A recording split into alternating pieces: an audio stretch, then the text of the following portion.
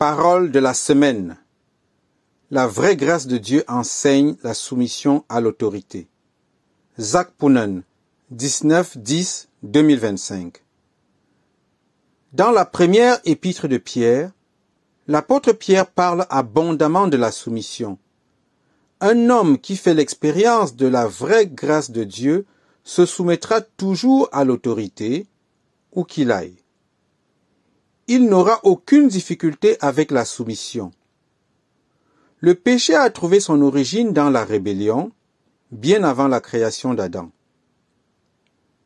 Le plus haut archange s'est rebellé contre l'autorité de Dieu et est devenu immédiatement Satan. Voilà pourquoi la rébellion est aussi coupable que la divination. 1 Samuel 15, 23. Car un esprit rebelle met en contact avec les esprits mauvais, tout autant que la sorcellerie. Jésus a vaincu Satan en vivant d'une manière totalement opposée. Il s'est humilié, est descendu sur terre dans une soumission parfaite à son Père, ici-bas. Il s'est soumis pendant 30 ans à Joseph et Marie, des parents imparfaits, car c'étaient les autorités humaines que son Père céleste lui avait placées. Celui qui fait l'expérience de la vraie grâce de Dieu reçoit le salut de son âme de l'esprit de rébellion. Si vous avez des difficultés à vous soumettre à l'autorité, il vous faut être sauvé dans votre âme. Les chrétiens sont appelés à se soumettre à toutes les autorités humaines, rois, gouverneurs, etc. 1 Pierre chapitre 2, versets 13 et 14. À cette époque, l'empereur de Rome était Néron, l'un des rois les plus cruels qui ait jamais régné sur Rome et qui a persécuté et tué des chrétiens. Pourtant, Pierre demande non seulement de lui être soumis, mais aussi honorer le roi. 1 Pierre 2, 17. Il ajoute également que nous devons honorer tous les hommes. 1 Pierre 2, 17. Sous l'ancienne alliance, la loi était d'honorer les personnes âgées. Lévitique 19, 32. Mais sous la nouvelle alliance, il nous est demandé d'honorer tous les hommes. Le standard est plus élevé en tout sous la nouvelle alliance. Sous l'ancienne alliance, il fallait donner 10% à Dieu.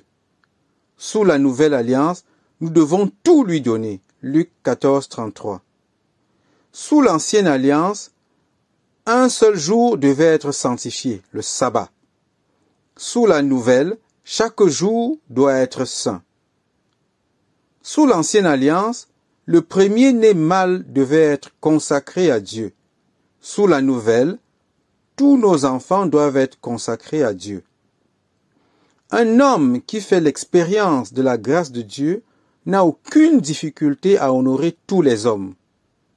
Nous devons être des serviteurs comme Jésus, et c'est ainsi que nous sommes heureux d'honorer chacun et de regarder les autres comme étant au-dessus de nous-mêmes. Philippiens 2, 3. Puis, il s'adresse spécifiquement aux serviteurs et leur dit de se soumettre à leur maître. Tous les apôtres ont enseigné aux serviteurs de se soumettre à leur maître. Un chrétien animé d'un esprit de rébellion envers ses responsables dans son bureau ou son usine est un très mauvais témoin pour Christ. Un élève chrétien qui se révolte contre ses enseignants à l'école ou à l'université est aussi un très mauvais témoin pour Christ. Ce chrétien n'a pas compris la vraie grâce de Dieu du tout. Il n'a pas compris que Jésus est venu et s'est soumis à des parents terrestres imparfaits pendant 30 ans.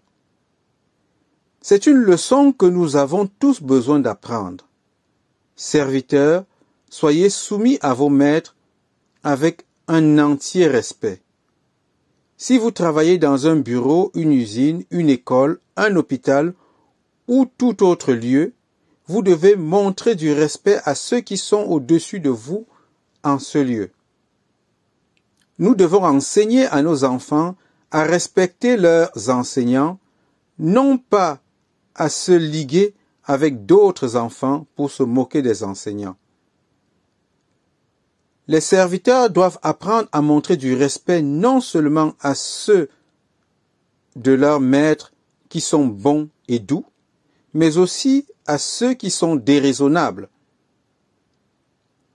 Il est facile de se soumettre à un bon maître, mais un chrétien qui a expérimenté la vraie grâce de Dieu se soumettra aussi à un maître déraisonnable.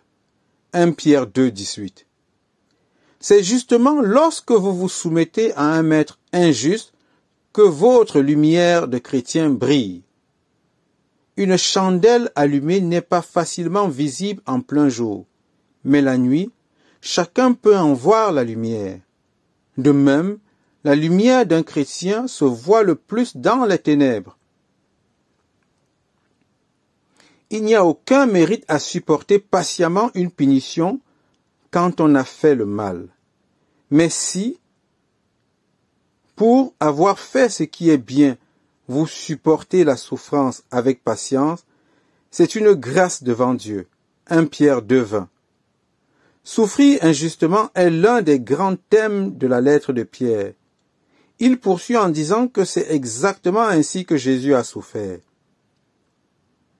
Il a souffert injustement et nous a laissé un exemple afin que nous suivions ses traces.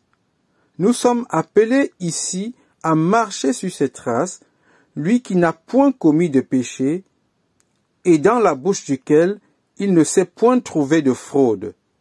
Lui qui, injurié, ne rendait point d'injure, maltraité ne faisait point de menaces, mais s'en remettait à celui qui juge justement. 1 Pierre 2, versets 21 à 23. Voilà comment se comporte un chrétien qui a compris ce qu'est la vraie grâce de Dieu.